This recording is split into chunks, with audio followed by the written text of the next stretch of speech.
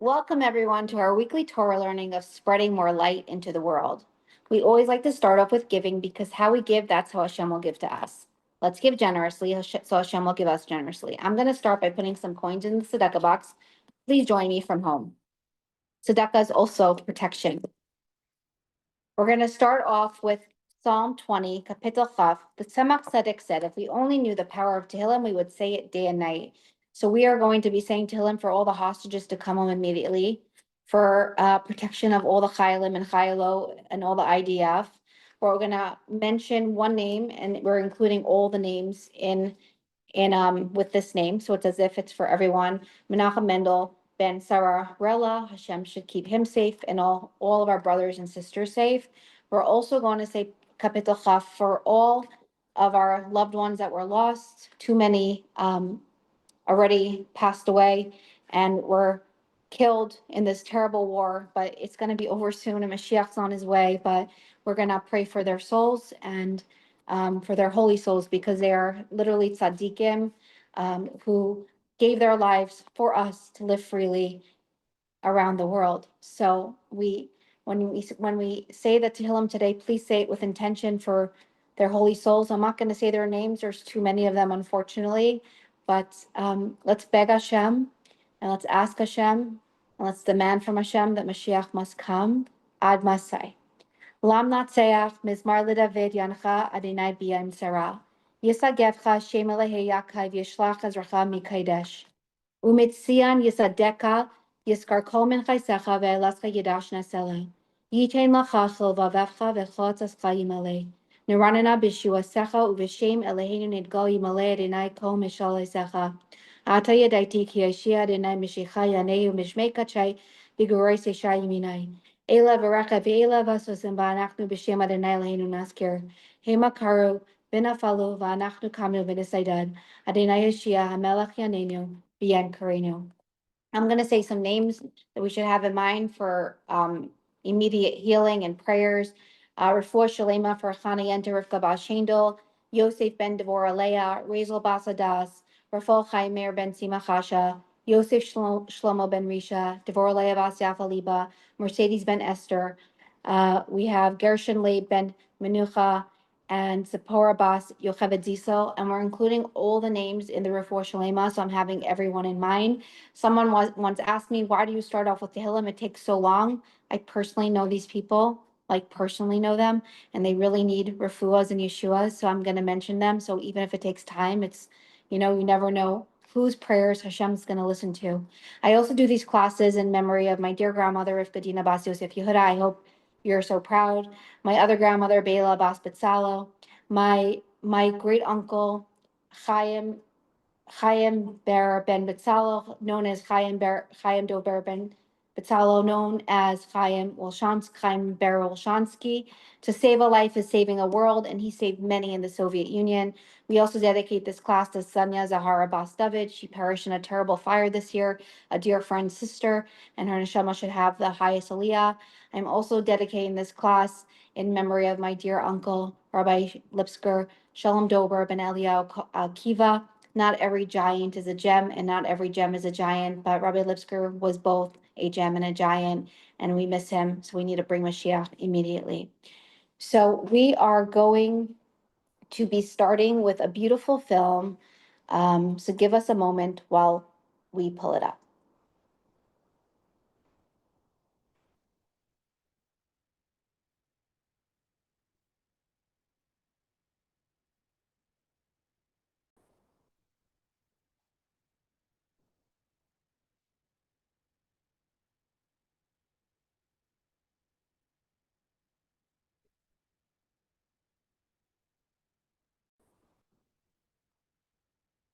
The 1960s and 70s saw an explosion of spiritual movements and religious cults.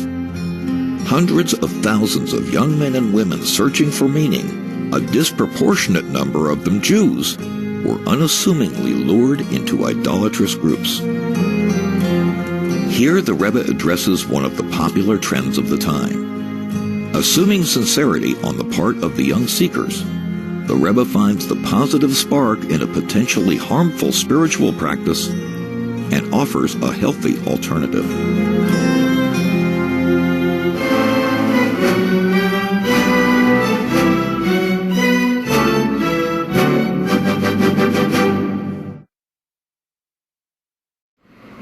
In jeder Linie ist dort beloschen Kosher reina sati lefanecha sachayim vesatei. Und danach ist Mamschich der Hepech von Chayim vetei. Ist da in der Ruf Heichet. Bedugme wie mir gefühlt in Nevde Avede Zorre. Und beloschen Gemorre wie mir Pnei HaShetim. Yabe des Elomei. Als da Nevde Avede Zorre, was die Dine la Shemesh ve la Yoreach. Und lekech wie HaShomayim. Aduru dru, was sie seinen Dvorim Tevim und Meyilim. Macht man davon Ayine shal Avede Zorre, bis wird Avede Zorre, Merida, bemerlach Malcham Lochem HaKodesh Baruch Hu. Und am Mond die Teile verwosi do Shemesh ve Yoreach, wie bald das ist einer geworden an Avede Zorre, entferten auf der Ruf, Bechim mipnei hashetim v'yabe des Elom, wie die Gemorre sagt, im Sicht Avede Zorre. Auf der sehe davon Reis gekommen in Jonim von Avede Zorre, aber verbindet es mit Linien von Kteres, der Linien von Ishtachevo Biko, für Pessel, und Ishtachevo lebosser vadam, und sind davon geworden die neue Maka Shalek Suva Batera, wo sie in Ispaschet geworden bei Medina Zu, und der Grech Techet le Medina Sacheris, bis Afilo, en Eretz HaKedesh, a Nomen gegeben, a Nedel Nomen, a das Welt Tongos Meditation, und Transcendental Meditation, le Malo Mesechel Vedas, Bemarle mit Medide ve Hagbolo, und mir verbindet es mit Ayinin Kohomer von Avos Kteres Bepeil, und dann noch mit Kam Inyonim, was einen Avede Zorre Mamosh oder Al-Kolponim Abizrayu Avede Zorre. Mir gefindt sich in Acheshech Kofel und Kuppel von Golus, I Kohomer Leyil, mir sich nicht Mischayel, die Zoll von jüdischen Kindern, Englach, Mädlich, viele Echet Erwachsene, was einen hereingefallen bepach, Jekschim, als wie seine gewähnt zurudert, oder a Chaver oder a Chaverte gewähnt zurudert. Und bischaß ist hereingefallen in unter dem Kult, wie sie rufen das Sohn. Hat es ihm gebracht Menucha, הנפש ומנוחס העצבים בי זכר לבריס הנפש כפשוטה und das verbunden kommen dass die Kteres und die Menuche und die Isbeidedes und die Stachewos und dem Gure und Kajese base.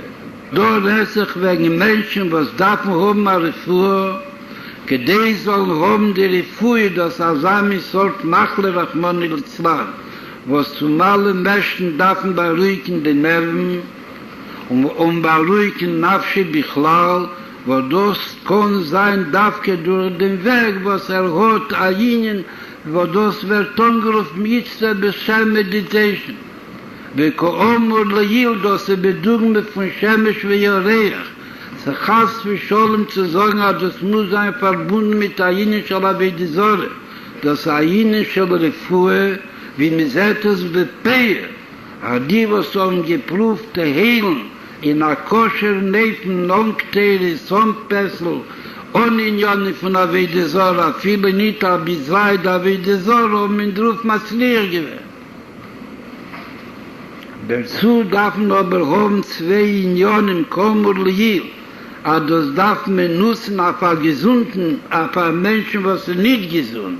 Nicht nachnehmen einen gesunden Menschen, und von ihm machen jene, was nicht scheich ist, Avede Bepeil, Sodom, Lommel, Jivolid, was in dem nicht gesucht von den nicht gesunden Menschen ist sicher, oder die, was haben sich eingerät, also müssen umkommen zur Meditation, wo das Guf ist sicher zu machen, darf man sein bewohnt, a der, was sich mit Tappel sein, in dem Tippel durch Meditation, ist ein Mumche in dem Ihnen, dass es nicht der Hepech a Shulchan Aruch, nicht der Hepech a Bizraida Vedisoro, und nicht ein Mumche in der Gehe von Standpunkt, von Chochmas, Horefue, als wird es am Geben in Asami Neifen von Lei Poches, Lei Jeser, wie bei alles am Emoni Horefue, die me wohl bekamen mit Chemis, echt gebracht,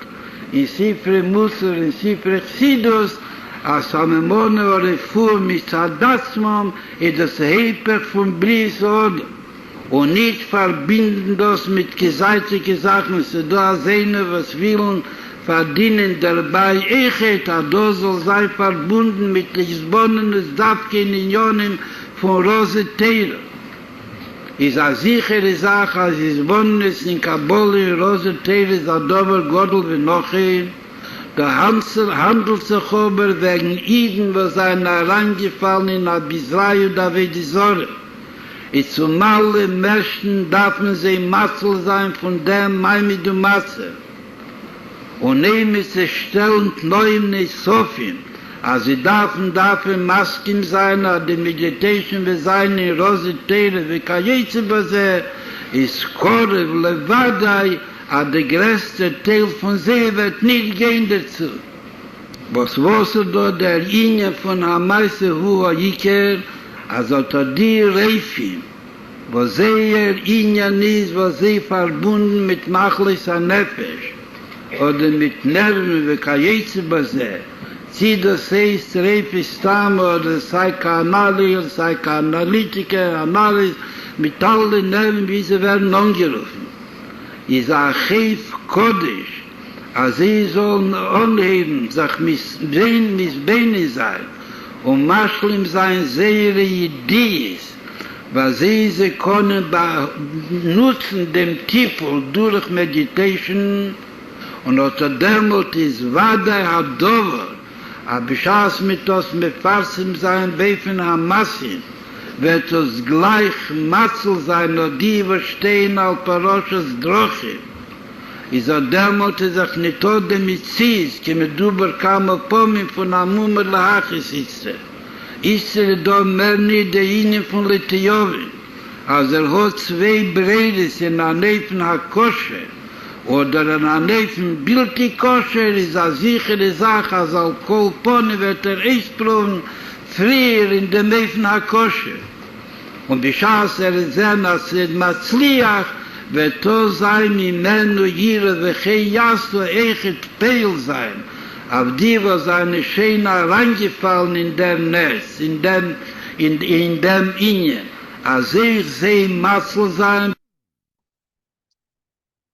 What an incredible video, how the Rebbe had so much foresight and he foresaw what people are struggling with then and now. And just going to introduce to you our incredible speaker today. And give me a moment. I'm going to share with you a little bit about. So we're very honored to have Rabbi Aryeh Siegel with us today. He journeys into the world of meditation, and it began in the early 1970s when as a stressed graduate student at the UA Berkeley, he discovered Transcendental Meditation, known as TM. He went on to become a certified TM teacher and held a senior executive position in the international TM movement. But disillusionment soon followed, troubled by the organization's deception claims portraying TM as secular while concealing its Hindu roots. He left the movement in 1980. So today we have with us Rabbi Aryeh Siegel. I'm honored and humbled. He is also the author of Kosher Meditation, a great book that I had the merit to see before he was even out. It's inspired by the teachings of the Lubavitcher Rebbe, and it's meditation and self-help tools for health and healing. I encourage everyone to check that out, and we will link it in the description of the class so everyone can take a look. But before we do that, we want to understand what Transcendental Meditation is, known as TM, and how you got into it, how you grew up, what your background is. Welcome. We're honored to have you today. I just want to also say we were in talks to do this for since your wife spoke over a year ago, I believe, I think, or many months ago. I'm going to link her class. She was fascinating as well, so people can hear her. And after she spoke, I got inspired by her talk, and then we were in conversation that you would speak. It took quite some time, but we made it happen. So welcome today. Honored and humbled. Just unmute yourself. Rabbi Aryeh, just unmute yourself.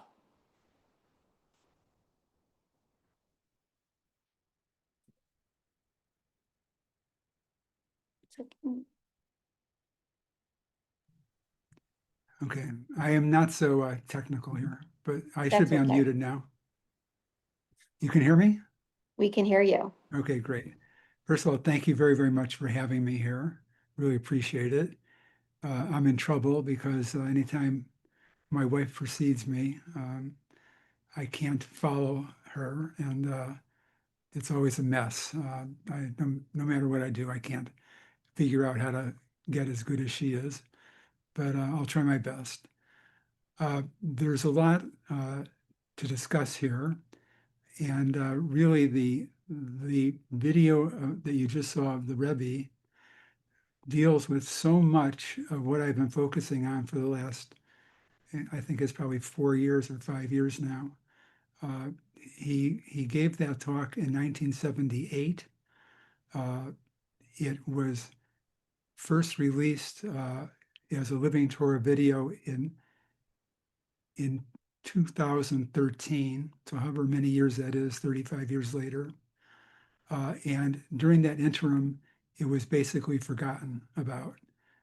If you talk to pretty much any Lubavitcher before I started getting involved with this issue about the Rebbe and Kosher Meditation, they will tell you what are you talking about. They have no idea about it. Some may have a vague recollection of having been at the Siegal, but that's about it. You were asking about my background and how I ended up with this situation. Grew up in Chicago, public schools, afternoon Hebrew school. Totally resented it. I just wasn't into it. I would have been rather doing anything else than sitting in a classroom after a day of school for an hour. And that just never really took it seriously and never really did anything with Yiddishkeit at all, basically, until probably 40 years later. So that's kind of my background. It was a middle class Jewish school. It was right after World War II. We know what happened. Nobody talked about it. And my school was probably 85 to 90% Jewish. It was a public grammar school, public high school, 2,000 kids.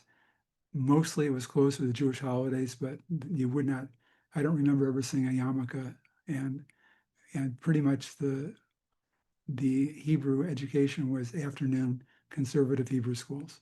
So that was basically the deal. What happened was that I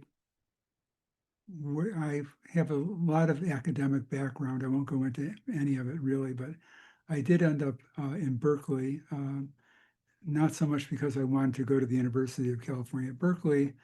It was basically because I grew up in Chicago, and when I was probably 20 years old, I took my first trip anywhere and ended up in San Francisco, and we went across the bay to Berkeley, and it was essentially the most happening place I'd ever seen in my entire life. It was the beginning of the free speech movement.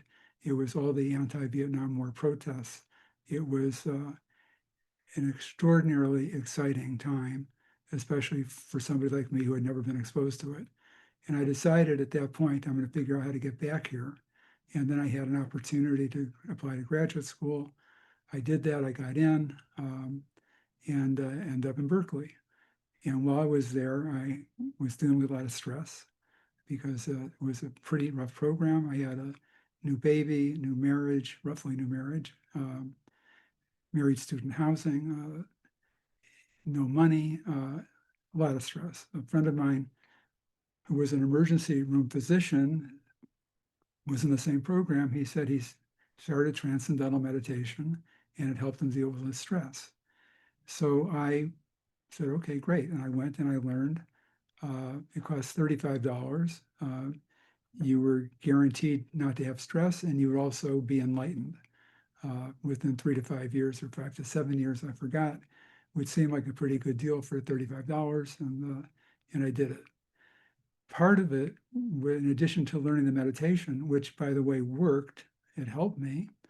There was exposure to a guru who actually became the most famous guru in the world at that time. A lot of people don't know who he is now, but at that time, his name was Maharishi Mahesh Yogi, and he was the guru of TM. People remember him, if they do, because the Beatles and the Beach Boys and a number of other musicians went to his ashram in India and studied there. And at that time, there were literally hundreds of thousands of people who were learning Transcendental Meditation just in the United States. In 1 year, 300,000 people learned. And one of the things that it's important to realize is when you saw what the Rebbe was talking about in terms of this issue and people getting involved with it, Jews are probably 1.5% of the population of the United States. That's pretty much the accepted. That's kind of what it was in the 70s. In all of these Eastern meditation movements, Jews represented between 30 to 40% of the population. And that would mean, like, in that 1 year in that 300,000 people learned, there were 100,000 Jews to 120,000 Jews that learned. And the Rebbe understood that it was complete idolatry, what we call Avodah Zarah. And he was extraordinarily concerned about it. To give you one more example, and I won't continue with this on this level, Israel, of course, had the highest per capita number of people meditating of any country in the world. In Israel, okay, so in around that time, Israel had the highest per capita number of people doing Transcendental Meditation in the world. There were 50,000 Israelis who were doing Transcendental Meditation. The Rebbe himself, in a letter, described how he himself had received a brochure from one of these organizations in Israel describing this meditation and the research about it, and he said it was, if you're looking at it, it was very professionally done and it was attractive, and you could see how people would get involved with it. So that was the problem, and that was really what I think the Rebbe was so concerned about. But his interest in meditation didn't start in the mid-70s. When I got involved with this, what I learned was that as early as 1962, before anybody knew anything about meditation at all in the West, the Rebbe had approached Rabbi Dr. Avraham Twersky, who then was a brand new psychiatrist, who became very, very famous as one of the major addiction specialists in the world. The Rebbe sent him a paper on Hindu meditation written in English, and the Rebbe crossed out what he didn't want, and he wrote in the margins what he did want, and he asked Rabbi Twersky to develop a kosher meditation that would take advantage of the technique, but get rid of the negative parts of it. So it turned out that he was extraordinarily busy. He was, just starting his practice. He set it aside because he didn't have time, and nothing really ever came of it. But I'm just mentioning that to tell you how early on the Rebbe was interested in this. So that's kind of what happened. Now my life went on. My wife and I, we moved to Los Angeles. We were both working for the Transcendental Meditation organization. What I didn't mention was that not only did I learn Transcendental Meditation, I went to study with the Maharishi for 6 months and became a teacher of Transcendental Meditation. And then I ended up being an executive in the TM national offices, where I was responsible for teaching Transcendental Meditation in rehabilitation settings throughout the United States. So that was what was going on. And I was very convinced that meditation would save the world. People needed to relax. There was a whole development of people wanting to become enlightened. It was a whole Hindu philosophy, and it was very attractive to somebody like me who really had no background in Judaism. It seemed spiritual, and we all know that Jews look for spirituality. If they can't figure out to get it where in our own religion, we look for it other places, which is why all these meditations and things are so attractive to Jews. So I was gung-ho. I was working for the national organization. I moved to Los Angeles because that's where it was. My wife was also working in the organization. And I knew that the research that was being done was not good because I had a big research background. And I decided I wanted to improve it. So how do you improve it? You got to get better at research. So I applied to a PhD program at UCLA. I got in. I don't know how, but I did get in. And I would bring back the student newspaper. And my wife was flipping through it, and she saw an ad. And that ad really that she saw and her subsequent action changed our lives. What happened essentially was that there was an ad for learning learning Hebrew, more Hebrew in 8 weeks than you learned in 8 years of Hebrew school. And it was being taught at Chabad. And we never heard of Chabad, had no idea what it was. At that time, it was being taught at the first Chabad house in LA, which was across from the UCLA campus, which was exactly where the Transcendental Meditation office was that I worked in, about a block away. And she went to the class. And she came back and I said, "How was the class?" And she said, "The class was the class, but like the rabbi was interesting." And I said, "What was the deal with the rabbi?" And she said, "Well, this one seemed spiritual. I mean, we didn't know any rabbis that were spiritual." And she said, "It's even possible this one believes in God."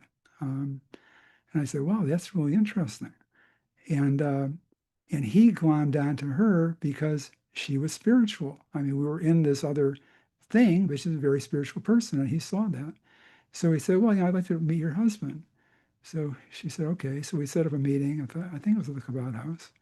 The rabbi was Shlomo Schwartz, and many of you know Schwartzy. And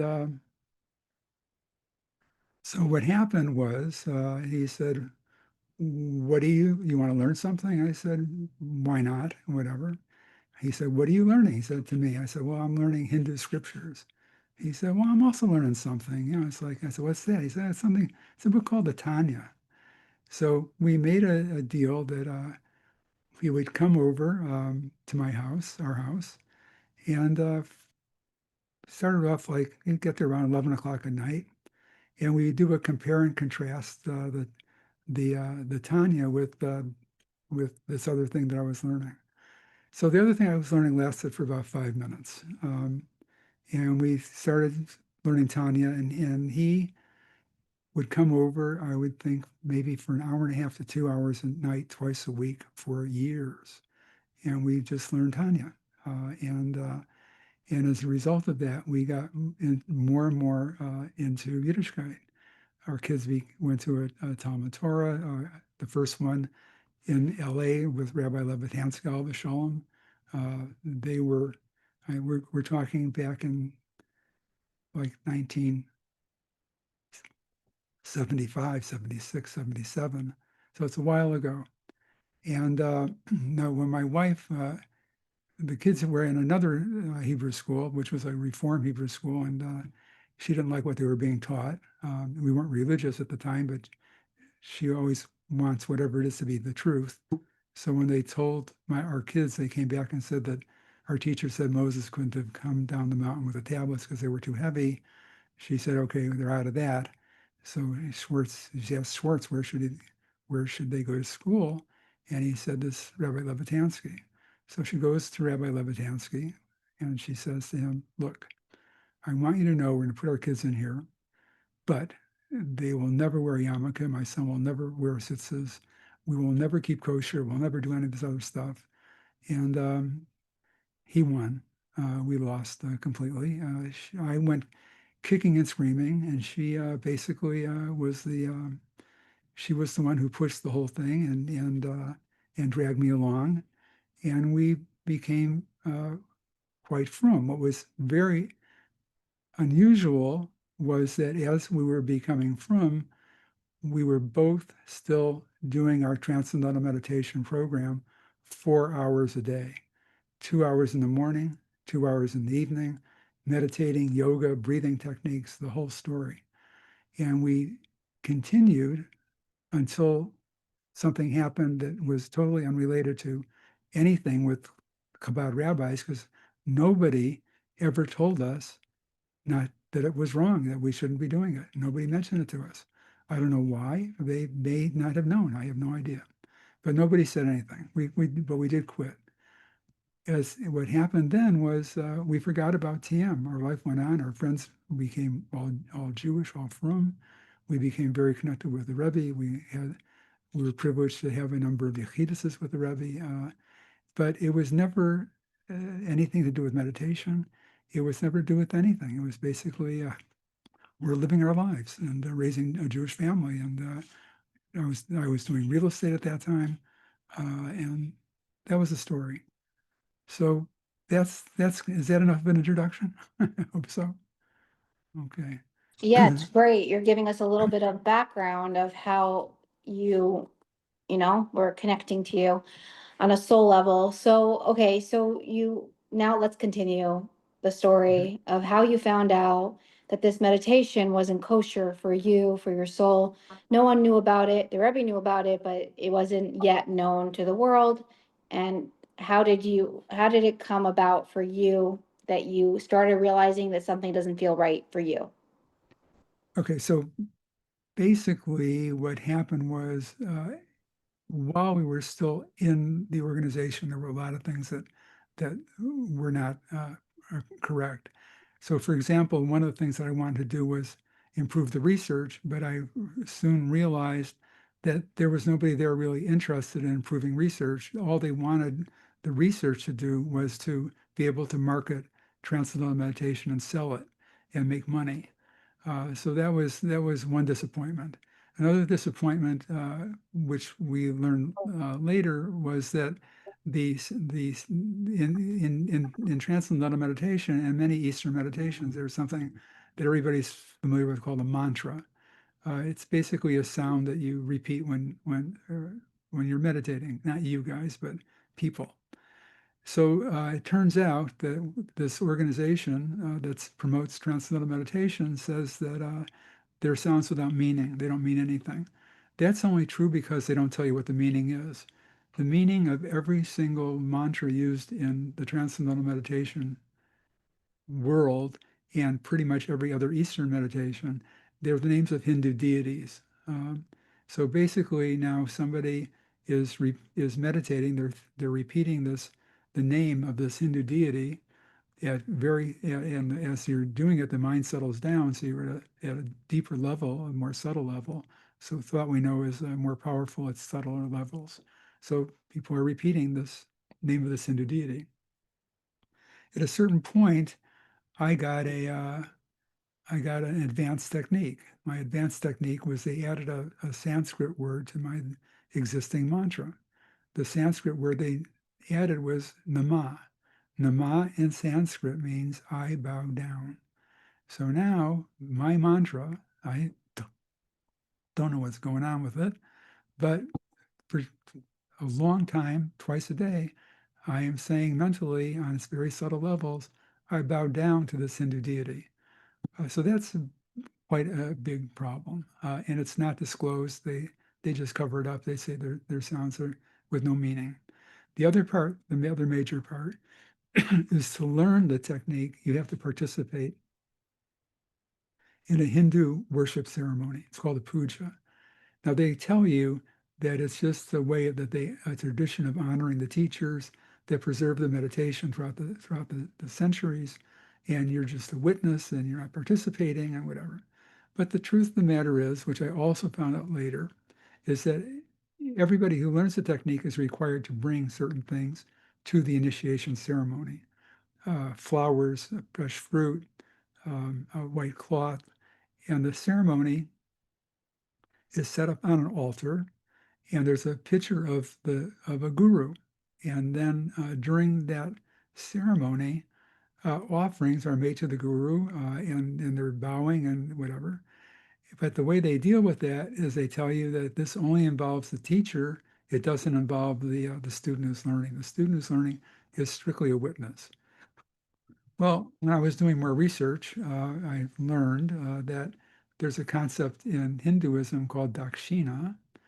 And dakshina means that if somebody brings items that are used in a ceremony, basically what happens is that they go from being a witness to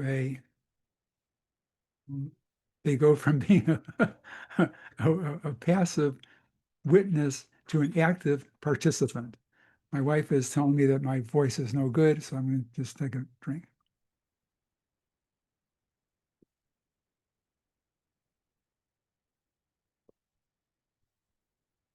So those are some of the problems, and that was really what the Rebbe was dealing with.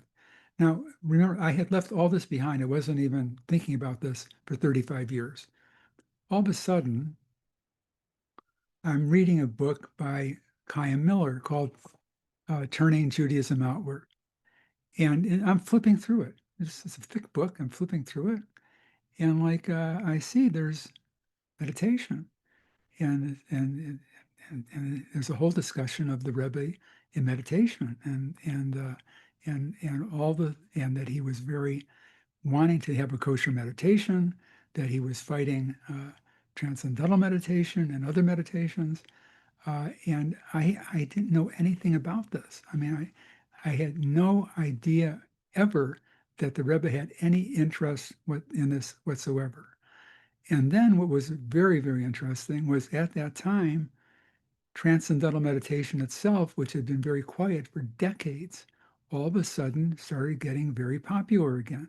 It was Oprah Winfrey had shows dedicated to it.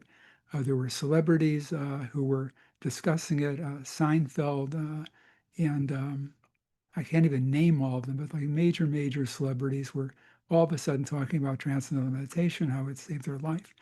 And then I found out there was a film producer named David Lynch who set up a foundation, and the whole purpose of this foundation was to teach transcendental meditation to 1 million public school children.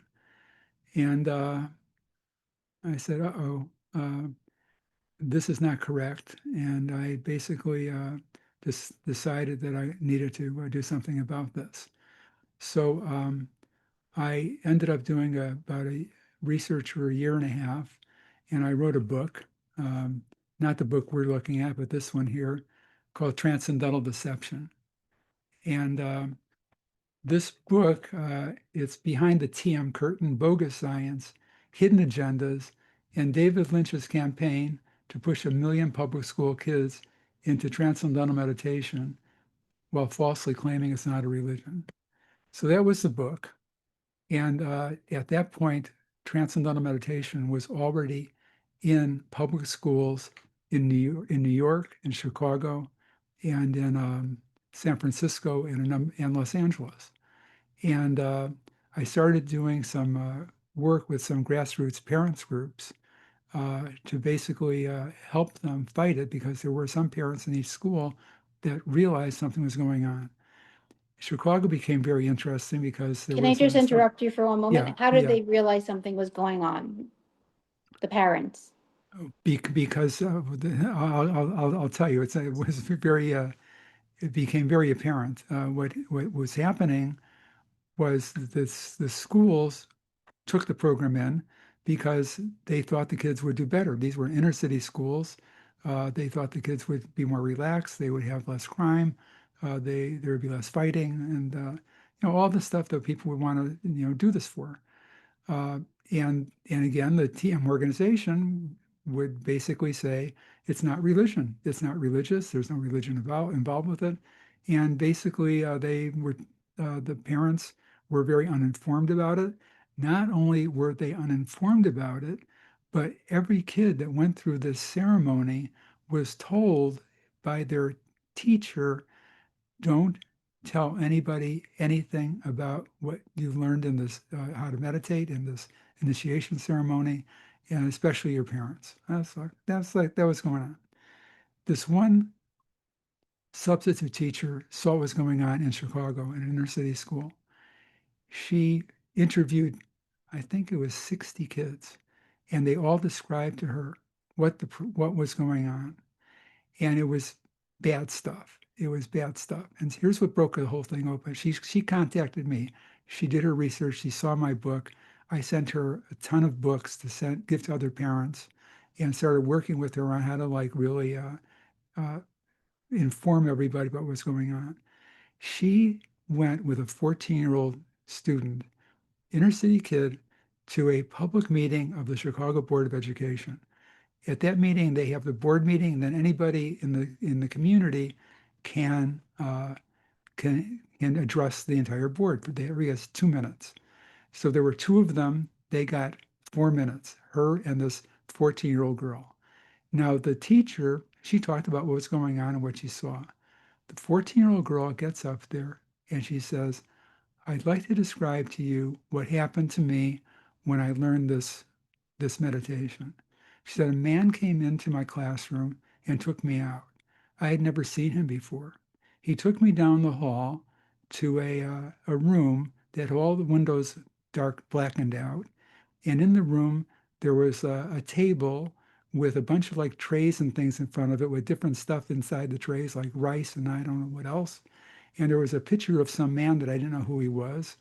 And it was smoky and it was dark, and this man started singing this song in a language I didn't understand, and then he told me to start repeating this word that I didn't understand, and I only knew one thing. So the only one thing I knew was that this was not the religion we practice in our house. We have a Christian house, and this is not the religion we practice in our house. She was speaking, and behind her were probably about 70 people in the audience. In front of her was the entire Chicago Board of Education, the entire legal staff, and the chief of school. The chief of school hears her presentation, and she turns to the board of directors of the Board of Education, and she says, I did incredible due diligence on this program before it went into the schools. Obviously, I missed something.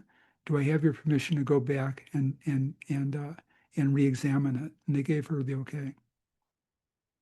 About 3 months later, I got a memo from this that the schools had stopped the program. It went out to all the schools that had the program, and they said to the principals, we're immediately shutting this program down. We liked the program. We thought it was doing some good for the kids, but they do this ceremony, and the ceremony is problematic. And we offered them, the David Lynch Foundation, the ability to continue the program, but they couldn't do this ceremony, and they refused. If they couldn't do the ceremony, they wouldn't do the program, and they shut the program down. They walked away.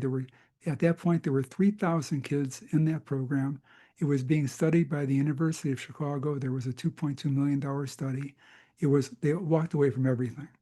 So, okay, fine. Now, I think, and there was going to be a massive expansion in New York with not a $2 million study, an $8 million study. It was a whole big deal going on. But they stopped it, and that pretty much killed the whole thing. And I was feeling really good about myself. Here, the Rebbe wanted this done. I accomplished it, and I sent this letter to Y.Y. Jacobson, telling him what had happened, and I sent him a copy of this memorandum that the Rebbe had sent to 50 doctors and neurologists, psychiatrists around the world, really, but mostly in Los Angeles, asking them, telling them about meditation, telling them that the technique of meditation is good. They need to come up with a kosher format, but also that there are all these kids who are people getting involved in the Buddha Zora, so we need kosher alternatives. So there were two parts. There were two parts to the memorandum, and it was a very, very powerful document. And the Rebbe basically said that you cannot possibly imagine how important this is. Everybody needs to work on this. Doctors need to come up with these kosher alternatives, and that was. And so I sent Rabbi Jacobson this memorandum, and he gets back to me a couple of days later, and he says, Aryeh, I have to tell you, I didn't know anything about this. This is all news to me, and I'm stunned that I didn't know about it. But I have to tell you that I read the memo very, very carefully, and there were two parts. There was a part about idol worship and people getting caught up in it, and how problematic that was. But the second part was that people are struggling with stress, with mental health issues, that it's hurting their lives, and people are struggling, and we need a kosher alternative to help people deal with stress. And if you want my humble opinion, that was really the more important part of the memorandum. Then, and I said, oh no, this is like so that then became the stimulus for book number 2, which just came out in May, which is called Kosher Calm. So And my question for you with the book, is it okay that I interrupt for a moment? yeah, Kosher please. Calm, it's a beautiful book. It's Thank you. calming to look at it. Where can someone get this book? Okay, so it's basically any online bookstore. And in addition to that, it should be pretty much at this point in most of the Jewish bookstores. If it's not, it will be soon. But I think it's pretty much in Jewish bookstores. But the easiest way is Amazon, but Barnes and Noble online, any of them, they all have it. And there's a soft cover, there's a hardcover, and there's the Kindle version. So and I may end up doing an audiobook. We'll see what happens. So the book is basically has a number of components. Because the more I got involved in doing this research, I realized that the Rebbe was talking about so much more than just the meditation. First of all, the book makes clear what the Rebbe's guidelines were for meditation. Who should meditate? He went through some of it on the video that you saw. And also I had access to about 30 pages of correspondence that the Rebbe wrote on this topic. Much of it is an appendix to this book. So a lot of the original letters and the original memorandum that the Rebbe wrote are in the book. So I go through the guidelines. Then I spent so much time fighting Transcendental Meditation that I forgot that it worked.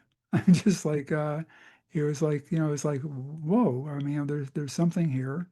And it's a powerful technique. And the Rebbe said very, very, very clearly that just because somebody worships the sun and the moon doesn't mean that the sun and the moon aren't good and necessary for life. So in the correspondence, the Rebbe was saying that the technique is good, and he spent a lot of time searching for the technique that would be used, and this went on like I know from like my own experience, like in 1980, 81, there was a woman who actually we knew named Hatara Hasofer, and she was married to a Israeli mathematician. They lived in Tasmania. There's a long story about her, and she was very connected with the Rebbe. And she's a very spiritual person. And her husband had a sabbatical, and he could go to a number of different countries. And the Rebbe told her, please go to Malaysia. And while you're there, please try to find a kosher meditation. And she spent his sabbatical year learning, trying to find a kosher meditation, one that was powerful, that worked, that didn't involve avodah zarah or idolatry. And she found a Buddhist monk. She thought he was a very special person. He said he would teach her meditation. In exchange, her husband taught him Tanya. It was like one of those trade-offs. And in the end, it wasn't what the Rebbe was looking for. So his quest really he never definitively said, here's the meditation.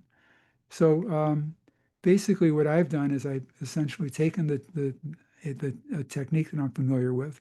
It's not that it's a unique technique to Transcendental Meditation. Basically, all of the in the meditations share the same method.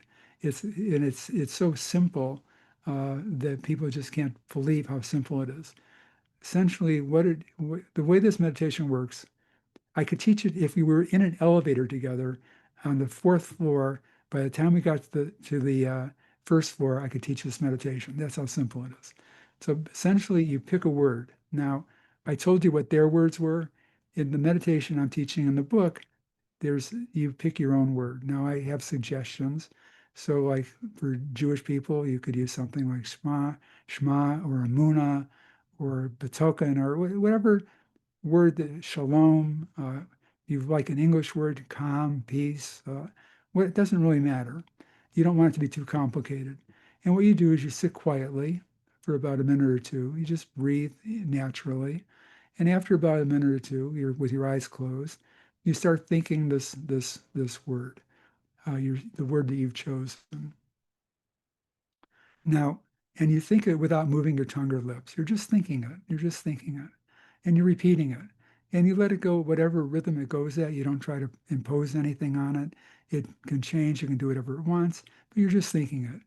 Now, what's going to happen, because the mind is the mind and the mind is very active, is you're going to have a thought, or you're going to have many thoughts, or you're going to be flooded with thoughts. What you do is that you don't fight the thoughts. There's nothing in this meditation about clearing the mind of thoughts. Many people think meditation is getting rid of thoughts and clearing the mind. That's not what this is. Thoughts are a natural part of the meditation. So what happens is a thought's going to come in, because that's what the mind does. When you realize, wow, I'm not thinking the sound, my focus word, I'm off on a thought, you just gently come back to your focus word. And that process goes back and forth until however many minutes you've set for yourself to meditate is finished. You may have meditations where you think your focus word quite frequently. You may have meditations where you say it once, and then all of a sudden, basically, you're off in a thought, and your whole meditation is thinking. People think, oh wow, that was a really terrible meditation. It wasn't. It's all part of the process. It's what your body needed and your mind needed at that point in time. So there's no right, there's no wrong, there's no anything. It's just you sit quietly. After a minute or two with your eyes closed, start thinking your sound, and then essentially thoughts come in. you realize I'm on a thought, you come back. That interplay back and forth between thought and your focus word allows the mind to settle down. When the mind settles down because of the mind-body connection, the body gets a very, very profound state of rest. And the longer you do it, the longer you meditate, the deeper the rest goes. And the reason this is so important is because the meditation, let me back up a little bit. The reason this meditation is important in the first place is for highly stressed people. That's who really the Rebbe was focused on. And we're all familiar with the fight or flight response. This was a great thing when we were in the jungle and a lion came and the adrenaline starts flowing and lactic acid comes in and your heart goes faster and your breath rate goes faster and you're ready to do whatever you need to do. You're going to fight the lion. You're going to stand your ground. You're going to run away. Does that feel like All a these things. panic attack? It's, What you're it's describing? not a panic attack. No, basically it's a preparation to deal with a stressful situation. It's your mind and body getting into a hyper alert state to deal with a threat that's coming in. So that it was very, very evolutionarily important because it saved us from getting wiped out. People could deal with threats. The problem is in our world, what was a very beneficial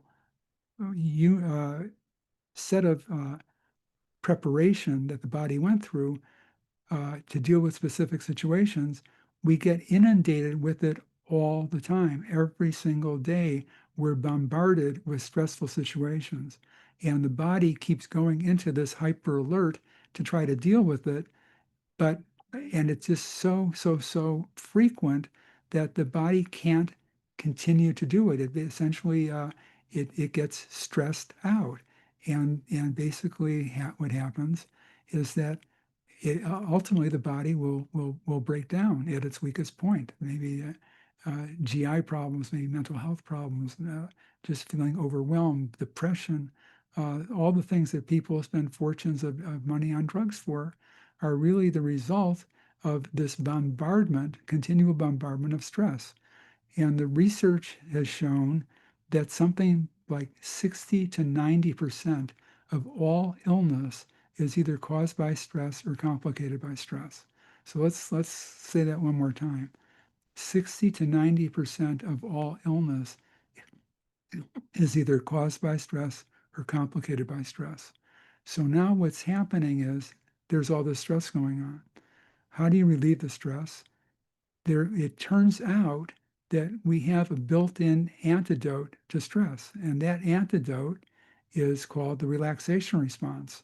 And this was something that was discovered by a Harvard researcher in the mid-70s, Herbert Benson, who was studying people doing transcendental meditation. And what he found was that when somebody who was an experienced meditator, let's give one parameter because I don't want to spend all the time on the research. One parameter. One of the things that measures how you're resting is your respiration, your breath rate.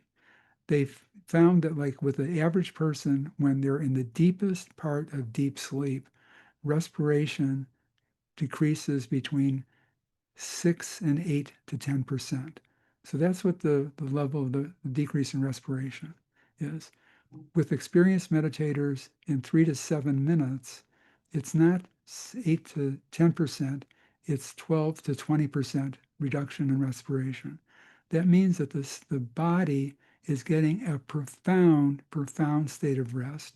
But unlike sleep, you're totally alert, you're totally aware. Now, if you're tired and your body needs to rest, you may fall asleep in meditation. You may sleep through many meditations. That's what your body needs.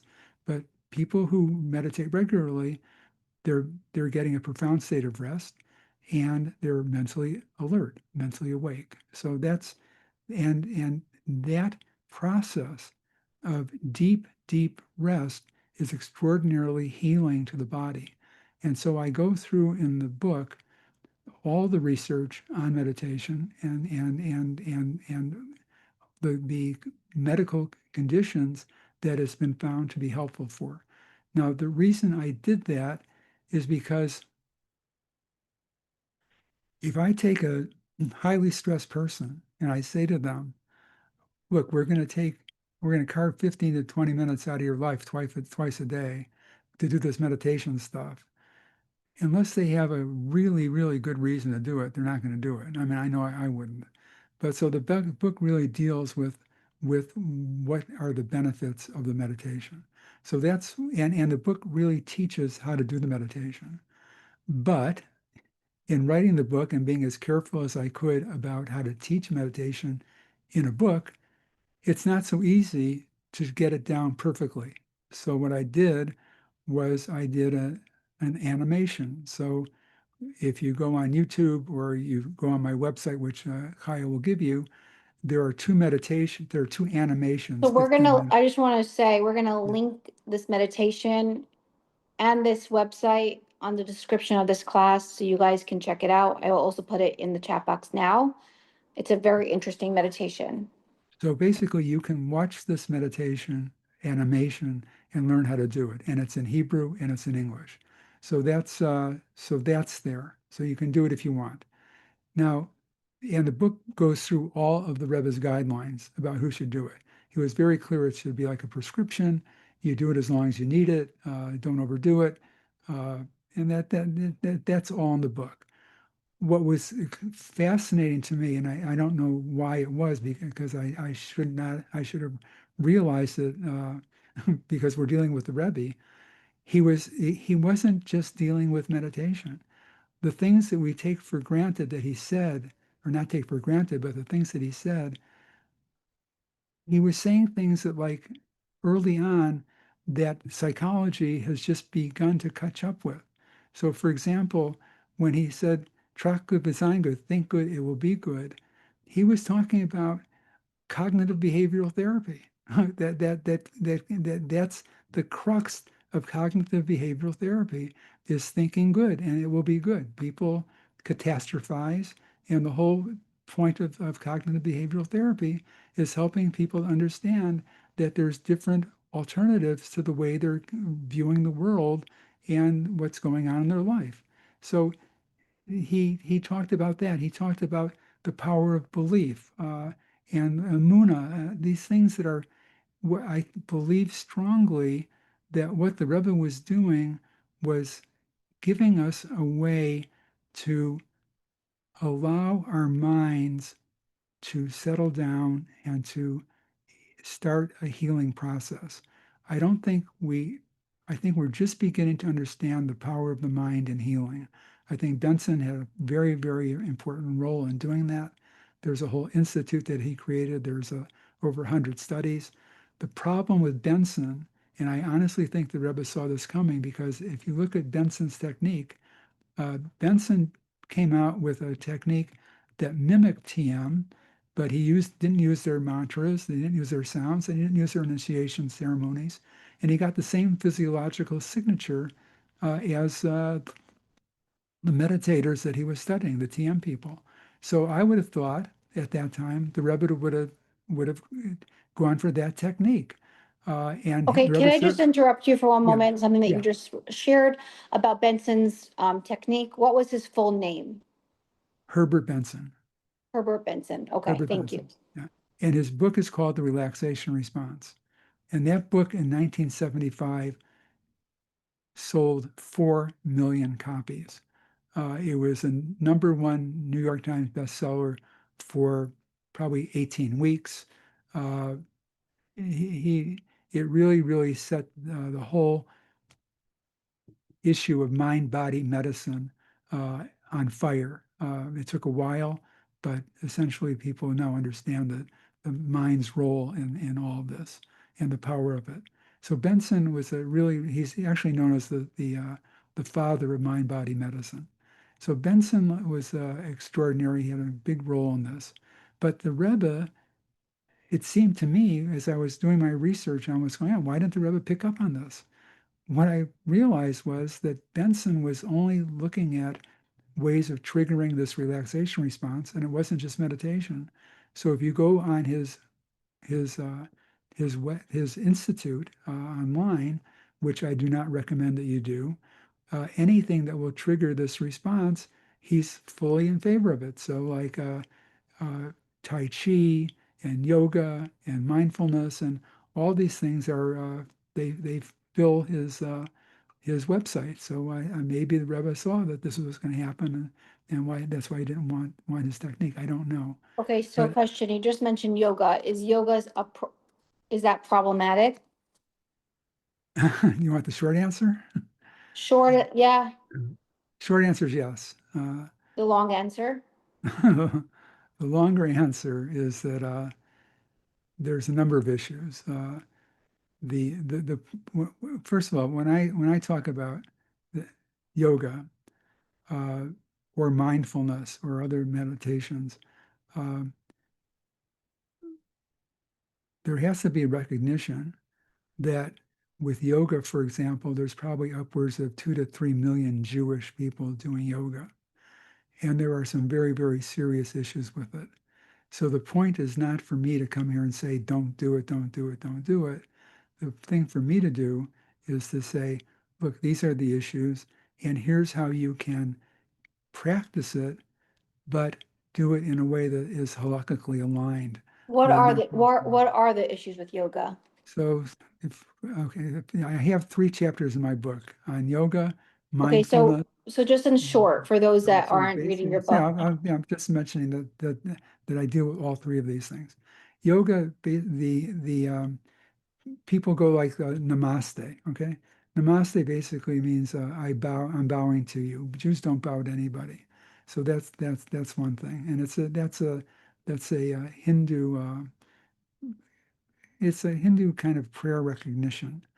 Uh, the the uh, the the yoga postures are for the most part, many of them are the names of Hindu deities. Now, I don't remember their names, but Bhagavarutu, twist or whatever, they're the names of Hindu deities. We don't repeat those things. There's a major yoga introduction taught in many, many yoga studios called the Sun Salutation. Sun Salutation is a set of 12 different exercises that start off the yoga session. And initially, it was for those people who thought of it, it was a way of worshiping the sun. So those things we don't do. So, and then even the ones that don't involve the Hindu deity names, like dog down or cobra, we don't associate ourselves with the names of animals. Um, but so that's the downside. And a lot of the places you don't know what you're getting into. So you go to a yoga studio, a lot of them are definitely not tznius, men and women together. There may be incense going. There may be a getchka somewhere, a Buddha. There's a lot of things that are issues.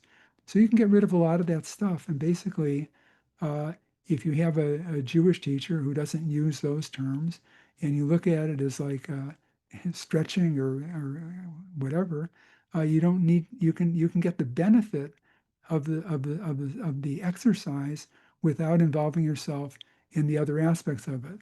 So I don't have to call myself the Hindu deity half twist. I can just describe that I'm sitting down and I turn my body halfway around. I turn my spine halfway around if I can do that.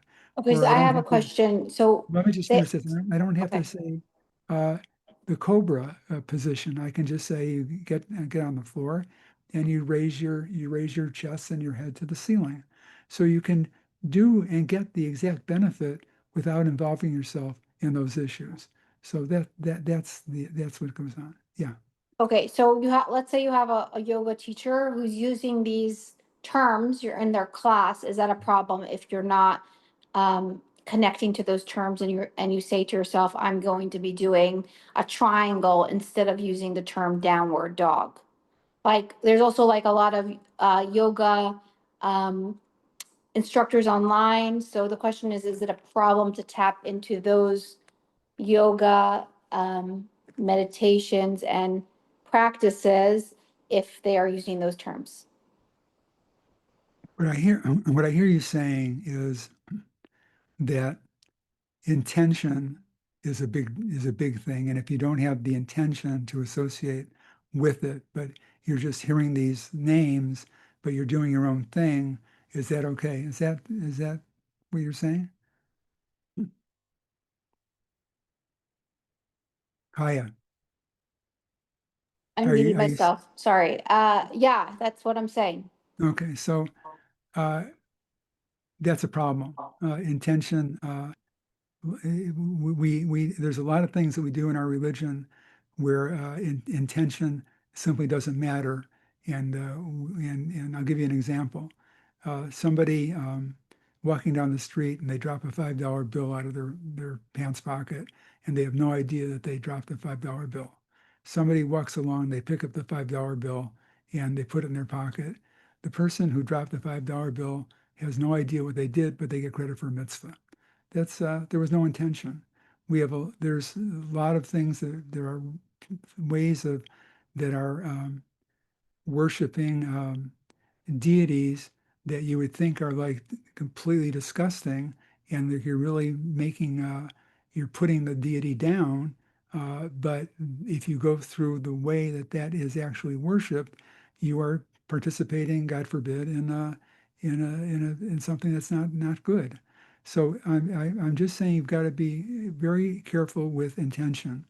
There's there's a book by a woman named Shelley Denby, and I think it's called Wrestling with Yoga: The Journey of a Jewish Orthodox Woman with Yoga, and it's her entire process and how she figured out what she was doing was problematic because with yoga, it's unlike transcendental meditation where there's a deliberate attempt to cover it up.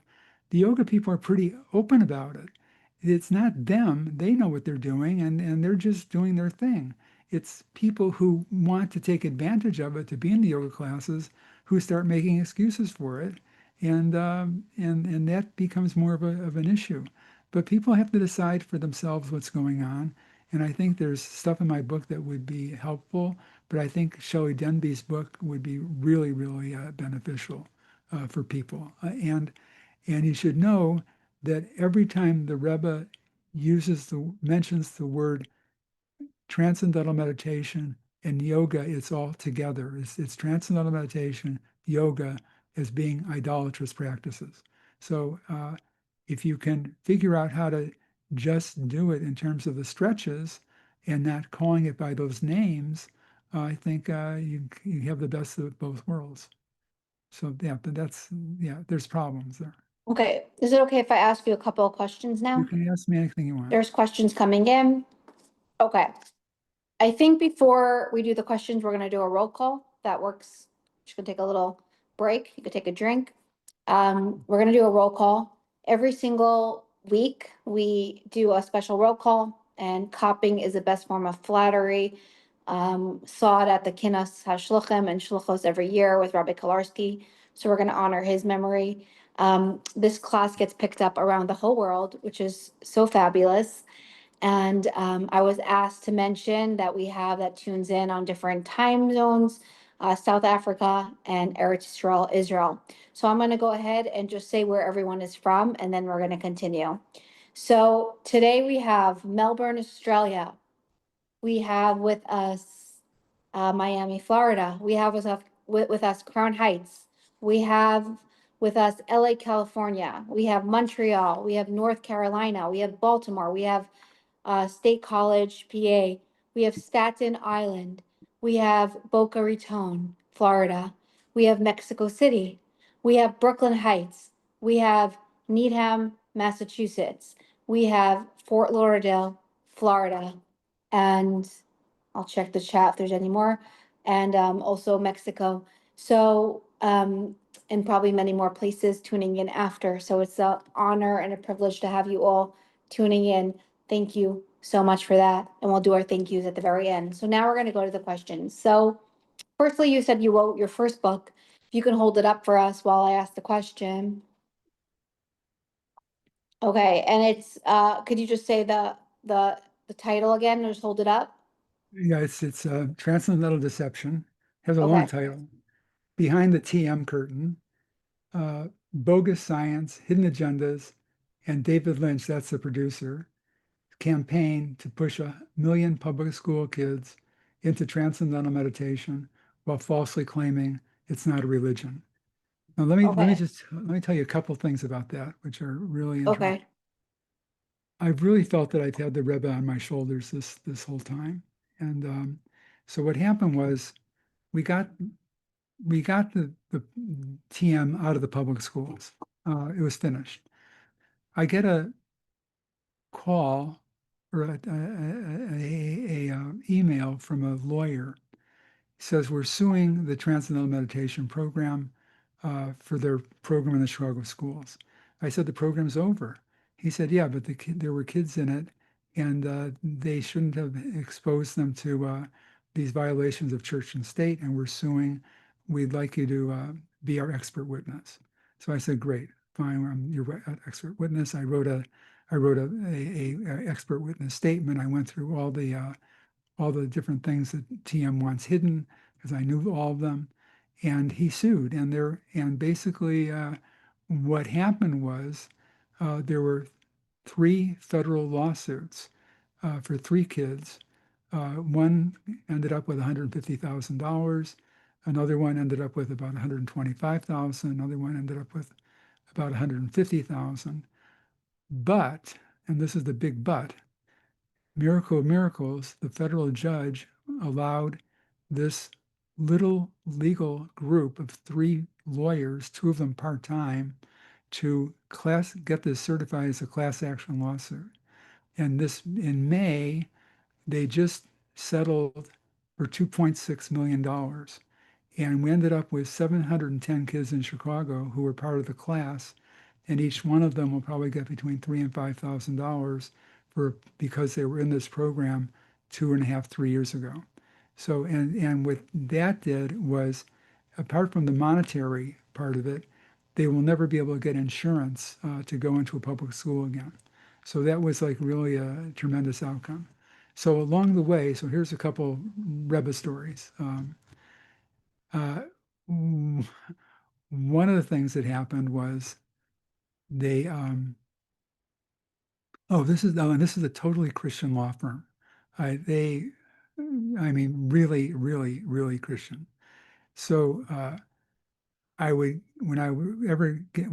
get a call from the lead lawyer, and he'd say, Aryeh, we have to pray. So sit down, we have to pray. I said, okay, John, what are we praying about? So he said, well, look, one of the issues when you're suing somebody is damages. And one of our main kids has a lot of problems. And they have found a expert witness who's a very, very well-known psychologist who has a lot of legal court experience. And he is saying that our student was so damaged that what's going to be the big deal for him to have sat for 15 minutes a couple times a day? They don't even know if he did it. There were issues with the principal giving them discipline if they, but he said the whole point is that that 15 minutes twice a day is not damaging. And he said, we have no resources here. This guy was in 100 cases. We can look at 5 of them. So I said, okay, well, I sat down, I said my kapitel to him, and about a week and a half later, I get a call. Aryeh, sit down. We had a miracle. What's the miracle, John? He said, we found that this guy who was saying that 15 minutes twice a day had no impact whatsoever, this very same guy said that even a minute a day is a problem and could do severe damage. And I said, oh, I know what that case was. I said, John, I know what that case was. He said, what do you mean, you know? I said, I know what the case was. What was it? I said, there was a case of the American Civil Liberties Union in 2009 suing Chabad of Illinois for a minute of silence in the public schools. And this guy was the lawyer for the American Civil Liberties Union who was making a case that even a minute of silence can be very damaging. So they sandbagged him, they destroyed him, and it destroyed his testimony. So that was one thing. The second thing was that this case got certified as a class action on the 19th of April of last year. The 19th of April of last year was Yud Aleph Nisan. It was a birthday present for the Rebbe, and so there's been a lot of that stuff that's been going on as I've been getting involved with this. So yeah, so that was that. So and the book had its effect, and once again I'm in a stage where I don't think about it. I'm just trying to focus on what's the main thrust right now that I'm working on, having done the book, the Kosher Meditation book, is I was contacted by the head of resilience for Zaka in Israel, who wanted me to teach her this meditation. And she also, we're having preliminary discussions about making it available to Zaka volunteers and their families, because they're dealing with things that none of us should ever see, God forbid, in our lifetime, and they see it every day. And there's a lot of post-traumatic stress disorder, and she's trying to find different things that will hopefully work to relieve some of the stress that they're dealing with. So we're in some preliminary discussions about doing that. So as part of that, I have been working on a website. I'm just about done, probably by today. If you can go on it now, it's like 98% done, but it's called koshercom.org, O-R-G. So all one word, koshercom.org. And there's just a few minor little things going on. And the purpose, and what I want to do is, just like the animation is in Hebrew and in English, I want to have the entire website in Hebrew. And I want to have this website be a hub of kosher techniques to deal with health stress and stress overloads, so that people anywhere in the world can find the best techniques, whether it's breath work. I do have a video from Rabbi Ginsburg. We're trying to get it updated, but it's a powerful video on breath work. I have a friend who's in Dharmasala, India, who's been working on different stretch postures using the olive base and dealing with talking about the not just the benefit of the exercise, but like the kind of the divinity of flowing through the letters of the stretches. I don't know. Our dear friend Olivia Schwartz told me that a friend of hers came up with the name Mystical Stretches or something like that. But whatever we come up with, but we want to have that available. We're trying to work with a lady who has been working with the IDF on immediate ways to deal with trauma. It's called somatic healing, and so we're trying to work with her and get her stuff up. So what I'm trying to create is a central location where anybody can just get in and find things that will help them deal with the stress in their life, and with no charge and with no avodah zarah. The Rebbe was extraordinarily clear that anything in this area cannot have what he called even a whisper of avodah zarah, a whisper of idolatry. So that's what I've been really trying to always keep in mind, and hopefully what we're doing will be helpful to people. That's amazing. All this information, just from holding up that book, we got like pearls of wisdom from you. Incredible that you want to like help the world, and also you're so considerate that you want to make it in Hebrew as well. So that's pretty wild. So my question with you with that book that you held up is, did you get pushback from that? Because, you're trying to shut down something that's huge. Oh, from the TM people? Yeah. Um, they're very litigious. So in order to write the book, I had to have an attorney go through every word of the book. That was about $20,000 in legal fees. Fortunately, I had a cap of $5,000, and but it was well worth it. So every phrase in the book is proper. And one of the advantages that I had was that the Maharishi's been dead since 2008. I didn't even know about it till 2015. But you can't do liable against a dead person. So that was very, very helpful. Then I went after the organization, and the thing with everything in the book is well researched. There's 200 references. So yeah, but they're extraordinarily litigious. To give you an example of how bad they are, this organization, my rabbi knew a woman who was on their board of directors, and he arranged for me to meet with her.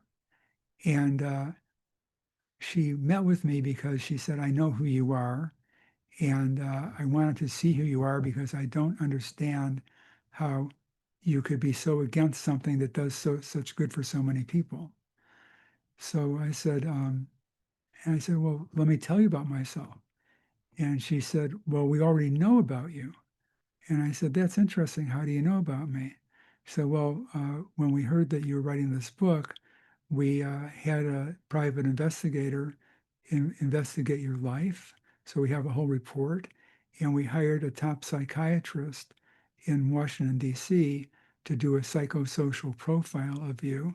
So we knew what we were dealing with. I said, well, why was that?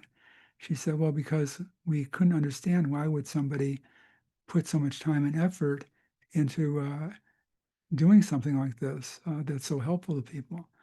So I said, I have to tell you, what you're describing is not the way a normal organization gets information about somebody. What you're describing is the way a cult operates, and what you are really involved with is a cult. You just don't know it because you give a lot of money and they hide things from you. But if you knew the truth, you would understand that you're in a cult. You just to give you an idea how even today how extensive this is. Jared Kushner and what's his wife's name? Come on, Jared Kushner and Lynch's daughter, Ivanka. Ivanka. Okay. They are incredible proponents of Transcendental Meditation. They go to their events in the front row. They hosted a big meditation center for the people who are now running the David Lynch organization with this main guy, Bob Roth, who's the main teacher of it. Yeah, so and I have sent them emails, my book, whatever. There seems to be still involved. Hopefully they'll get the point. And they go to When the you're Ohm. deep in, it's really hard to see clearly. Sorry? I said when you're deep into something, it's very hard to see clearly. It's very, very hard. And when you're told that it's a technique that is not religious and it's helpful in your life. I mean, Jared Kushner in his biography talks about how he gets up every morning and he does Transcendental Meditation, and it really helps him in his life. So yeah, basically that was my problem. I had the it's funny because I had the same problem that one of the only people that responded when the Rebbe spent this memo to 50 people, there was one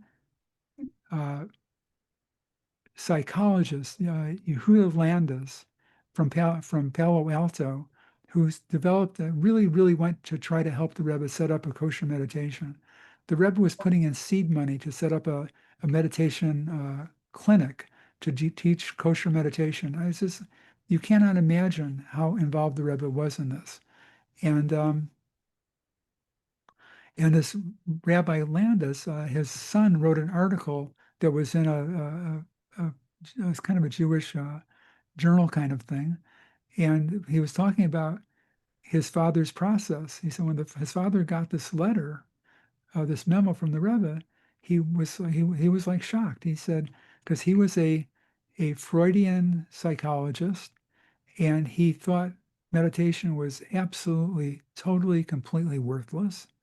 And the Rebbe also said that he wasn't really in favor of hypnosis because it gave the mind over to somebody else, and the Rebbe wasn't in favor of it. And this Rabbi Landis, part of his therapy often was hypnosis.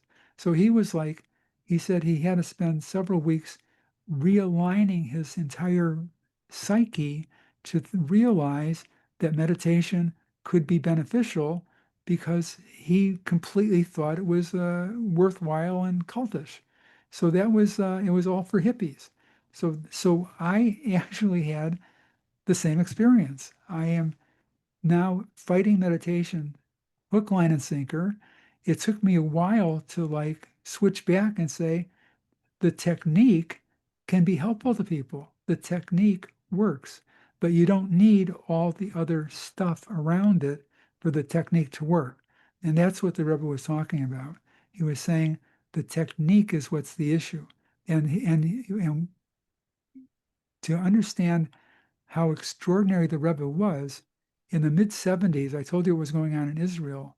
There were sakdins, there were decrees against all Eastern meditation from the chief Sephardic rabbi, from everybody was, do not get involved with this, don't go anywhere near it. The Rebbe wrote a letter to a Rabbi Landau, who was the chief rabbi, I think, of B'nai Brak at that time. And he said, I'm aware of the sakdins against meditation, and I agree with them. That's very problematic. But you should know that there's aspects of this that can be very healing. And I think it would be very, very worthwhile for you to approach physicians and psychiatrists and psychologists that you're familiar with and ask them to separate out the technique from the problematic aspects because the world needs healing for mental stress. The Rebbe called it, he didn't call it mental, he called it psychic stress. And so he, unlike anybody in that his time, was extraordinarily nuanced. It wasn't like it's all this and none of that. It was like pick out the good stuff, get rid of the bad stuff, and that's what I've been really trying to do. And it's been a fascinating several years, and hopefully it'll keep going in a good direction. Wow, respect. So are you the first one to come out with this? Like, because the Rebbe asked, like you said, Rabbi Twersky was a big psychiatrist um, in this field, and he didn't succeed in doing what the Rebbe wanted. Are you the first one to make it happen? It seems like that's the case. When I I was invited twice to speak about this at the Knesset Shluchim. After one of my talks, I was approached by a Dayan. I won't say who it was, but he said that he heard my talk and he read my book, and he's been getting many shilas about meditation, and he wanted to revisit how the Rebbe was dealing with meditation, and we had quite a dialogue back and forth. There's a tremendous amount of correspondence between the Rebbe and primarily this Rabbi Landis, and he had not heard of it or seen it. I sent it all to him with the memorandum, and we've had quite a dialogue. And he's pretty much, I think, and he actually joined me at the Kinnis a couple of years ago, and I think he's comfortable with what I'm teaching because there's really nothing involved with it other than person picks a word that they like and thinks it. And when thoughts come in, they come back to it. So there's really Right. nothing there. It's So my question for you is, what you shared with this rabbi, this Dayan, is it in your book as well? no. So how do we find that information? I deal with the whole issue of why I believe it's a kosher meditation that the Rebbe would want. Now look, Are can you I open for, are you open? hold on, can I take on my shoulders to say that this is exactly what the Rebbe would want? Nobody has that big of shoulders, including, I believe, and I understand that this Diane did not want to come out publicly because you don't want to be that guy that becomes the meditation expert. We had somebody, Rabbi Shochet Al Shalom, who was very much involved with all of these issues, but he passed away, and there really has been nobody that's taken his place. And I've tried many, many times to discuss this with various rabbis, and privately they'll say it's fine, but they won't talk about it publicly. And many of them really have no idea what I'm talking about. They just don't know what meditation is. They haven't heard of it. Or they think it's his bonus, or they think it's Kabbalah or whatever. And the Rebbe is very clear. This meditation is not that. He was not looking for a mystical meditation. He wasn't looking for a meditation to enhance prayer, although if you're not stressed out, probably your davening will be better, but that wasn't the purpose. The purpose was singular: deal with psychic stress, help people get on with their lives. When they feel better, they stop, and if the symptoms come back, the issues come back, start again, stop when they resolve. That's the whole deal. And the rest of the book basically deals with the Rebbe and positivity. I deal a lot with Rabbi Kalmanson's concepts, what he talked about. I borrow a lot of stuff with him. He's one of the people who gave a haskama for my book. And I deal with the power of belief, positivity, belief, all these things that the Rebbe was really at the forefront of in helping people heal and open themselves up to be receptacles for good. Wow, thank you for bringing this to the world. So, is it okay? We have like 3 questions that came in. Whatever you want. Okay, do you have to meditate for a whole 20 minutes? Is 5 minutes still beneficial? Most people first of all, there's no hard and fast rules. Whatever you're comfortable with is great. I tell people if you can start with like 7 minutes and work your way up to 10 for a while, that's great. If you think you can do longer, obviously the more you do it, the better the effect will be. But you just do whatever you want. There's nobody's standing there with you and telling you what to do. Just like whatever's comfortable. So if 5 minutes is comfortable, great. If 3 minutes is, if people are really highly stressed, it's not so simple to just sit down and start thinking a thought, because your mind is all over the place. So start short with short sessions and work yourself up and see what happens. Fantastic. Okay, so another question came in. How do you utilize meditation in your daily avoda? I am such a relaxed guy. No, basically, Are you? I am pretty relaxed. Yeah. Okay. So I think what happened was I had so many years of doing it that as soon as I kind of close my eyes in a quiet place, my mind just begins to settle down, and I may repeat my focus word once or twice, and I'm pretty much gone. But I don't do it very often. If I do it, it's probably when I'm tired, and maybe like a couple times a week for maybe 20 minutes or something like that. So I'm not a regular, but I don't feel I need it. And I don't think the Rebbe was particularly talking to me because stress hasn't really impacted my life. The Rebbe was dealing with people who overwhelming stress was hurting their ability to function, whether it was with shalom bias, whether it was with parnasa, whether it was with in davening, their business, their family issues, whatever was like really, really stressing them out. He wanted it used for that, not for all these other things. So thank God I don't have much of that going on. Amazing. Okay, thank you for that. What are the issues? I don't know if I'm going to pronounce this correctly. Tai Chi? Yeah. Okay. So that's I'm not an expert at that. It's funny that you asked me that. There's a magazine called Compass that goes out. It's for Shluchim. It goes out to 6,000 English-speaking shliachs around the world, and I've written 2 articles for it. One was about 4 years ago called the Rebbe's Call for Kosher Meditation. The last one in the last issue was what shluchim need to know about yoga. And the third one is being considered now. It's about mindfulness, what shluchim need to know about mindfulness. So, and there's a lot they need to know. So every article in Compass is reviewed by a rabbinic board. And so they reviewed the article, the yoga article, and then the editor sent me that they had a couple questions about Tai Chi and Ku Jong or something like that.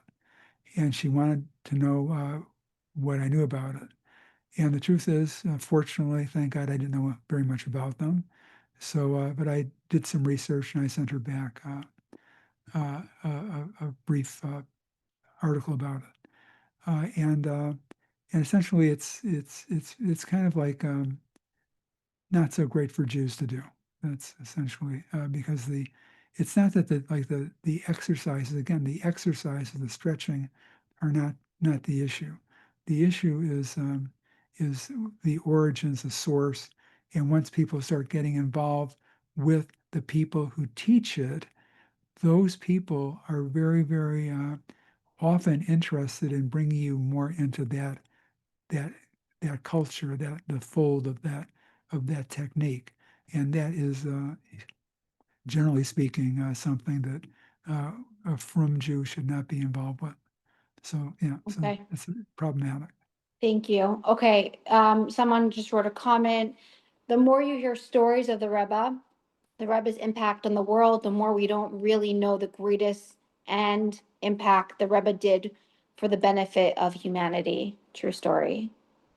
So we're very lucky to have the Rebbe. That wasn't a question. That was just a comment. Someone else. Let me give you my answer to that. Okay.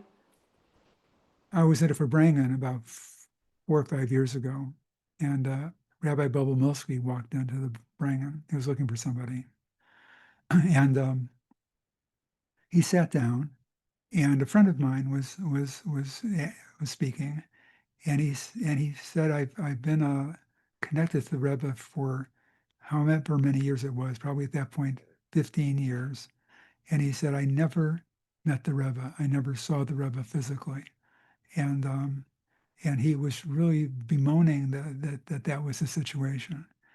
And Rabbi Bolomilsky said, can I please respond to that? And his response was extremely profound. He said, unlike you, I was in 770 from the time I was a kid until I was an adult. I was at every Farbrengen. I was not only that, I was up close. And I understood the Yiddish. I understood the whole story. He said, do you think that I ever saw the Rebbe? Do you think that anybody there ever saw the Rebbe? Nobody ever saw the Rebbe. It's just like it's a level that is so far beyond our ability to comprehend who he was and what he did. That that's the situation.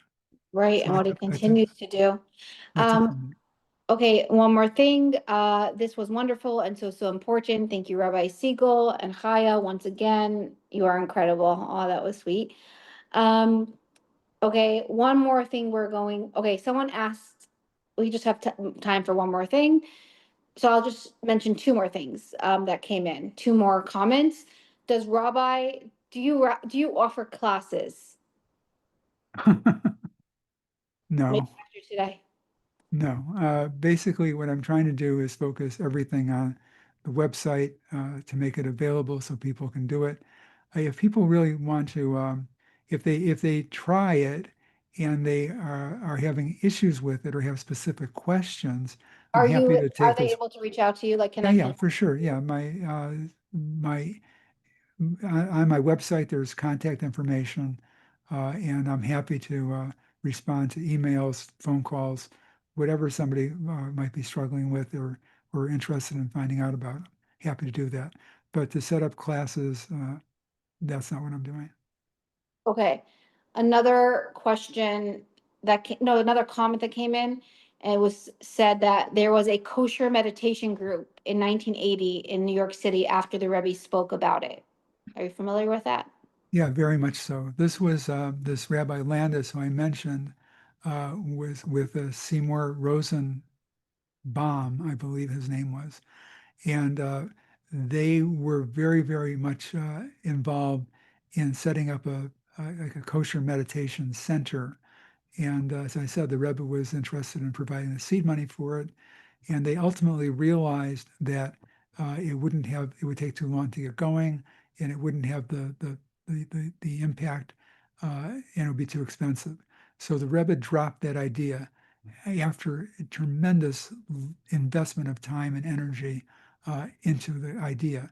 And then he came up with the idea of setting up meditation workshops in different cities, like kosher meditation workshops in different cities, and trying to get physicians and other people to develop it in their practices and then spread it out that way. And so what you're talking about in the 80s was probably Rosenberg, I think that's a Seymour, I know that's his first name, and Rabbi Landis doing these meditation sessions. And it didn't last very long. It didn't have much of an impact. So yeah, and they tried to involve other people, and it just never worked. So and then Rabbi Landis got ill. The other one went to Israel, and that effort stopped here. But Wow. it did go for a little bit. Okay, so I just want to say a big thank you today for coming onto our program and sharing these important messages with the world, because it's not very known. Like you said, even a lot of the rabbis don't know so much about mindfulness or these modalities. So it's pretty incredible. I just want to say that, I just want to say something, my own analogy. But over here, you see, this is I shared this once. This is a charger for an iPhone. And now, if you have an Android phone, the iPhone charger will not charge your phone. Same with Samsung and other phones. Um, and that is also very much with our neshamas, our souls. So if we're connecting to things that aren't connecting to our souls, it's not going to connect properly. And that's why it's really important, like whatever we put in our mouth, we check the the labels to make sure it's 100% kosher for our bodies. We also need to check to make sure it's kosher for our souls and good for our souls, because we want to we want to we want to be the best versions of ourselves, and we need to be charged properly. So I highly recommend that everyone should read this book, buy this book. Someone shared that she actually, I think you'll like this book. She bought this book as soon as this flyer came out. She already has the book in her house. So I hope you enjoy it, and we would love feedback. And sorry if we didn't get to any of the questions. Can I say one more thing? Can I say one more thing? Of course. Whoever is here from Melbourne, if you're still on, and you know my kids, Ellie and Dahlia Siegel, give them my love, okay? That's so special. Okay, so now what we're going to do is we are going to end off with, of course, Hakaras Hatov and thank yous. So firstly, thank you to Aryeh, Rabbi Aryeh Siegel, for coming on. I really, really appreciate that you took the time to share your wisdom with the world. You took the time to write the book. It took a lot of effort, and it's pretty new knowledge for the world. So thank you so much, and I'm sure the Rebbe is very proud of you for bringing this to the table, and I'm confident he will pay you back in many ways. So if everyone can Yes. give feedback on this talk, how you liked it. It did go longer than we usually have, but I felt like it was very important and everyone stayed on. So people would even stay on longer. Okay, I want to say thank you to Hashem and the Rebbe for giving me this opportunity. of bringing more light to the world. Thank you so much. I want to say thank you to my mashpia of this class. A mashpia is a mentor, a spiritual mentor, and I encourage everyone to have one. My mentor, my mashpia for the class is Shandy Jacobson. So thank you, Shandy, so much for everything you do behind the scenes and just being such a huge support to me and this class. We really appreciate it. I want to say thank you to all the ambassadors of this class. An ambassador is someone that shares this class with their chats and their statuses. And what do you get in return? I share my merits with you. And in 1 minute, you just press a button, you put it on your status, and poof, light goes out into this world. Become an ambassador today. It's no charge. It just takes about 30 seconds of your time every single week. So please consider becoming an ambassador. I would like to lastly say thank you, firstly, to everyone that tunes in weekly. Love it. Love your feedback. Please keep sending it. Subscribe to our YouTube channel. That's Chaya Mink, CHAYAMINK. We're also on podcast format now, The Soulful Spa, SOULFUL, which is My Soul So Full. And I want to say thank you to my husband for being a support and for helping so much with all the tech behind the scenes. So yeah, thank you. Chaya, are you there, Chaya? I'm here. Yeah, sorry, I actually am racing out to a counselor meeting. I just wanted to say something. Rabbi Siegel was phenomenal. Are you still on? Yes. Rabbi Just Siegel? Yeah. You were introduce yourself. fantastic. I didn't really want to speak. I hope this is not being recorded. I'm racing out to a counselor meeting. My son was giving a shir in Hilchos Beis Bechira at 6, and I went out of that. I went into your class. It was phenomenal. I just wanted to tell you, it was Dr. Cy Applebaum. He was a close friend of my family. And yes, we used to call him Cy Applebaum, Seymour. Yeah, he lived across the street from us on Lefferts Boulevard, and we used to see all the. I'm sorry. He's in my book, and there's a letter to the Rebbe in my I book read to your book. It him. was fantastic, and all those letters are in my home because Dr. Landis used to hang out in our house. And I wrote. I wanted to say Rabbi Landau. That was my fault, and I started to write Rabbi. It was Dr. Landis, Rabbi Landau, and Dr. Applebaum, and I have those letters in my home. Some of the originals, they were all classified. So I can testify that everything you're saying is 1,000% true. And they tried and they tried and they tried. And Rabbi Twersky, unfortunately, and Aryeh Kaplan, and many of these people, they were trying to do spiritual meditation or Jewish meditation. That wasn't what the Rebbe wanted. He wanted kosher meditation for stress relieving. I could try to get some of those letters. I think we're still in my mother's home. And my father was part of it too, Dr. Alter Metzger. So every Friday night, Dr. Feldman, Dr. Landis, and my father worked with Dr. Applebaum, Rabbi Metzger. He worked together with him as a psychologist. Now, is So this the Metzger who's at YU or no? yeah, that is my father, Mitzvah Shem That's your. Solanka Yarin. Yeah, Oh, it's my wow. dad. So you didn't know when you He, sent me your book, Chaya. he was my daughter Rivka Krinsky's teacher at YU, and she loved him. And I know, well, do I know your son? Is your son in Milwaukee or someplace now? Yeah. So what I wanted to say is Chaya put you in touch with me, and you sent me your book, and it's fabulous. But when you sent me the book, you didn't know that I knew Dr. Landis, and he Not, stayed in my home, and I knew Dr. Applebaum.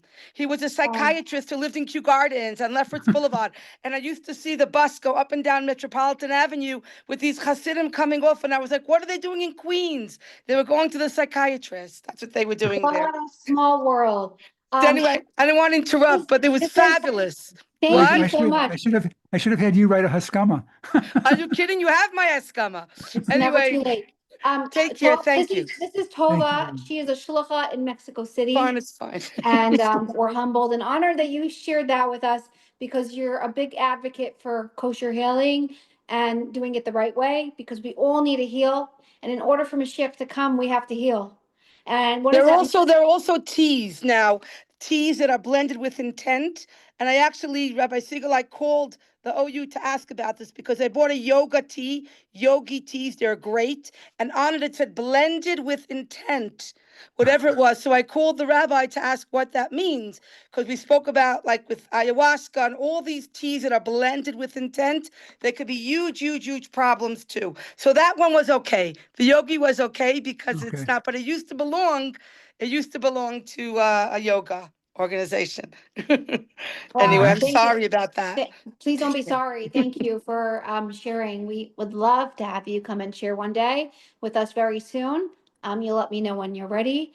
So yeah, so the recording is going to be available. Everyone buy the book because it's really good. It's really important stuff. We want Mashiach to come. And the Rebbe said, I did everything I can to bring Mashiach. Now it's up to us. And we're all doing amazing, wonderful things in this world. We're kind. We're doing chesed. We care for our brothers and sisters. But we have to care for ourselves too. And we have to fix ourselves. And we have to take care of ourselves. And we have to just be our best versions of ourselves.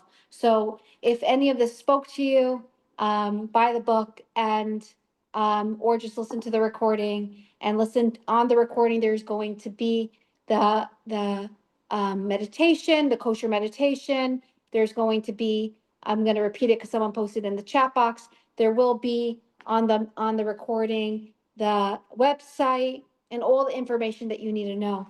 So Aryeh, I think that both you and your wife, because you started with saying that you don't know if you could be on your wife's, where she's at, but both of you were fantastic in your own way.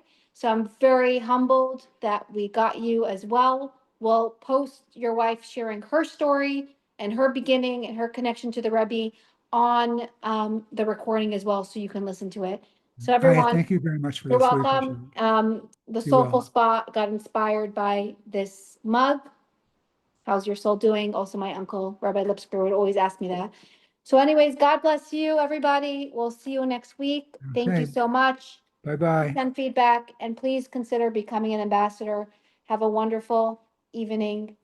Thank you so much. And may we merit the coming of Mashiach.